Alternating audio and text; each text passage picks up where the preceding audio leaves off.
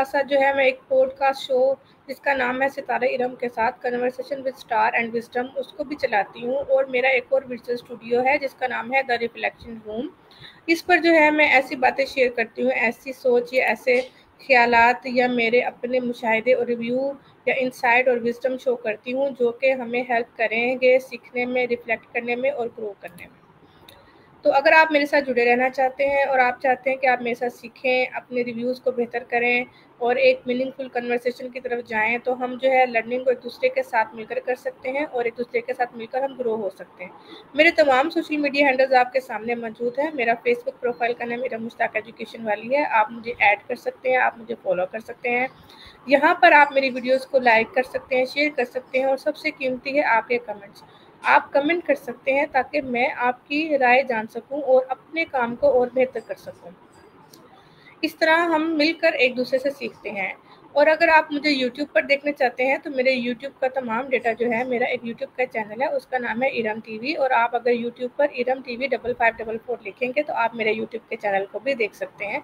यहाँ पर भी मेरा तमाम डाटा मौजूद है। अगर आप किसी वजह से मुझे लाइव नहीं देख सकते, पहले मैं आपको ये बता चलूँ कि इस टाइम जो है हम लाइव जा रहे हैं फेसबुक के ऊपर और लिंक्डइन के ऊपर, लेकिन थोड़ी देर बाद ही आप मेरे इस रिव्यू सेशन को मेरे यूट्यूब चैनल पर और मेरे इंस्टाग्राम हैंडल पर भी देख सकेंगे। तो मैं आपसे बात कर रही थी अपने यूट्यूब चैनल की। तो जो मेरा यूट्यूब का चैनल है उसमें मेरा तमाम डाटा मौजूद है। आप सब ये जानते हैं कि फेसबुक की पॉलिसी है कि वो 1 महीने के बाद हमारा डाटा डिलीट कर देते हैं, हमारे लाइव सेशन, लेकिन यूट्यूब पे हमारी सारी तमाम कीमती वीडियोस मौजूद हैं।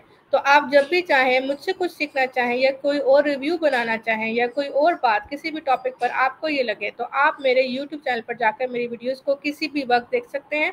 ये 24 और अवेलेबल है आपके लिए। आप यहाँ पर कमेंट कर सकते हैं, मुझसे कम्युनिकेट कर सकते हैं, मेरे चैनल को सब्सक्राइब कर सकते हैं और मेरी वीडियोस को शेयर कर सकते हैं। इसी तरह अगर आप इंस्टाग्राम ज़्यादा यूज़ करते हैं तो आप इंस्टाग्राम पर मेरे कंटेंट जो है वो आप देख सकते हैं और वहाँ पर भी आप सीख सकते हैं।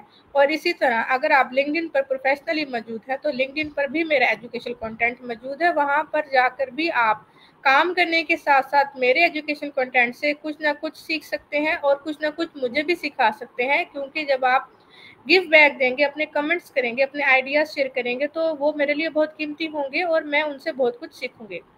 तो ये बात हो गई मेरे तमाम सोशल मीडिया हैंडल्स पर के बारे में। तो आगे हम चलते हैं अपने अगले टॉपिक की तरफ। मैंने जो है टेड टॉक देखी है जिसका जो थंबनेल है ये आपके सामने है। ये टेड टॉक है और इसका टाइटल है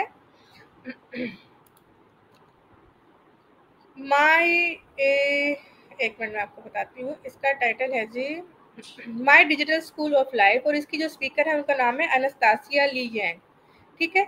और इस टेड टॉक में रिव्यू देने से पहले मैं ये चाहती हूँ कि मैं ये जो स्पीकर है, बच्ची है, इससे आपका तारुफ ज़रूर करवाऊँ कि ये कौन है और इन्होंने ये टेड टॉक क्यों बनाई और ये इस स्टेज पर, इस मकाम तक कैसे पहुँची और हम भी यहाँ पर कैसे पहुँच सकते हैं। तो मैंने अपने टेड टॉक को जो है कुछ हिस्सों में तकसीम किया। सबसे पहले जो है ओपनिंग है, इंट्रोडक्शन है, फिर मैं समरी दूंगी, की पॉइंट्स टेक अवे दूंगी और एंड में जो मैं कंक्लूजन दूंगी, ताकि आप सबको इससे फ़ायदा हो सके और आपका इंटरेस्ट डेवलप हो और आप भी ये टेड टॉक देखें। तो ये बच्ची हैं अनस्तासिया ली यांग और इन्होंने जो है ये टेड टॉक दी है। इस टाइम जब ये टेड टॉक दे रही थी तो इनकी उम्र थी 17 साल। 17 साल की उम्र में उन्होंने ये टेड टॉक दी है। और इस टेड टॉक में वही सबसे पहले मैं आपको थोड़ा सा इनका तारुफ करवाऊँ कि 17 साल की एक बच्ची हैं और इन्होंने डिजिटल एजुकेशन शुरू की और इनका जो बैकग्राउंड है वो बड़ा मल्टी कल्चरल है, क्योंकि ये पैदा हुई थी रशिया में और इनके वालिद जो थे वो चाइनीज़ थे और इनकी मदर जो थी वो रशियन थी। और वो कुछ टाइम चाइना में अपना ज़िंदगी का हिस्सा उन्होंने गुजारा और कुछ टाइम रशिया में।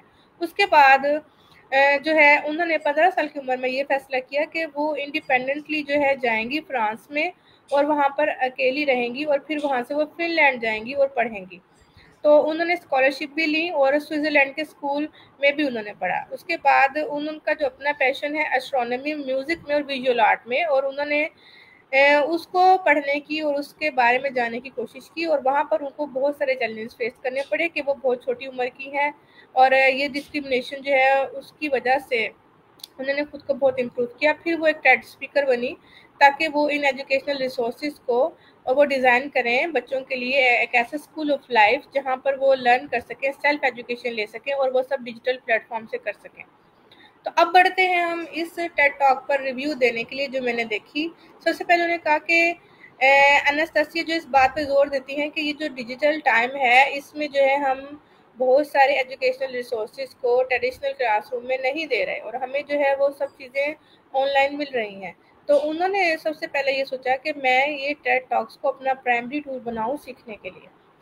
अगले हिस्से में उन्होंने बात की है कि सेल्फ डायरेक्टेड लर्निंग करनी चाहिए, कि यहाँ तक कि हम एक कन्वेंशनल स्कूल सिस्टम जो है वहाँ पर देखें वो हमें क्या पढ़ा रहे हैं और हम उस तक ही महदूद रहें।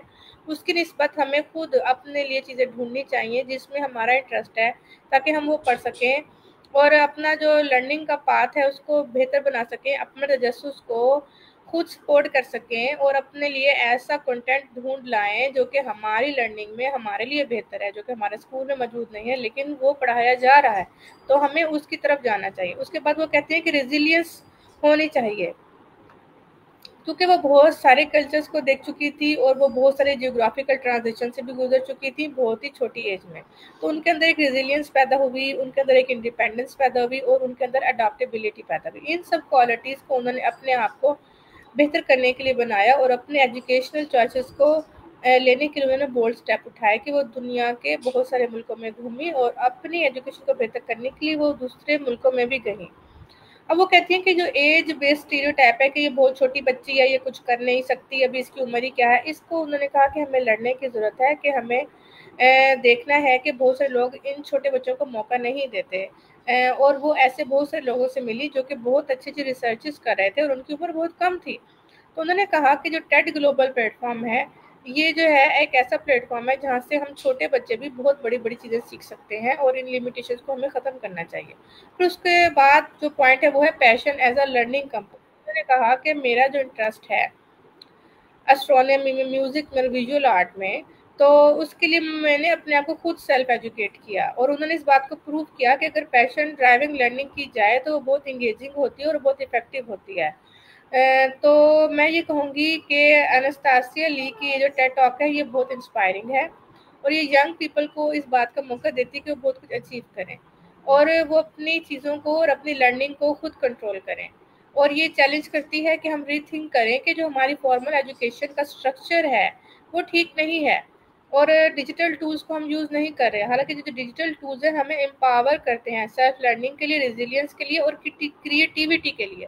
तो हमें इन सब चीज़ों का ख्याल रखना है और हमने इस बात पे आना है कि हम जो है इन डिजिटल टूल्स को इस्तेमाल करके अपनी लर्निंग को बेहतर करें और वो चीज़ें सीखें जो कि अगले वक्त की और मौजूदा वक्त की ज़रूरत है और पिछले ज़माने को छोड़ें। तो ये मेरा रिव्यू है उर्दू में माय डिजिटल स्कूल के बारे में। मैं उम्मीद करती हूँ कि मेरा रिव्यू सुनने के बाद आप लोग भी जाएंगे और यूट्यूब पर इनकी ये वीडियो ज़रूर देखेंगे। बहुत अच्छी वीडियो है।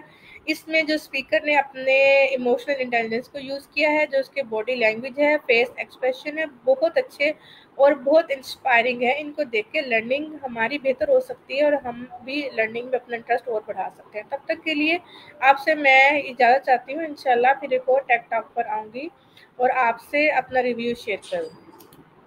और इस रिव्यू को बराए मेहरबानी अपने बच्चों को दिखाएं, उन स्टूडेंट्स के साथ शेयर करें, उन टीचर्स के साथ शेयर करें जिनको इसकी ज़रूरत है।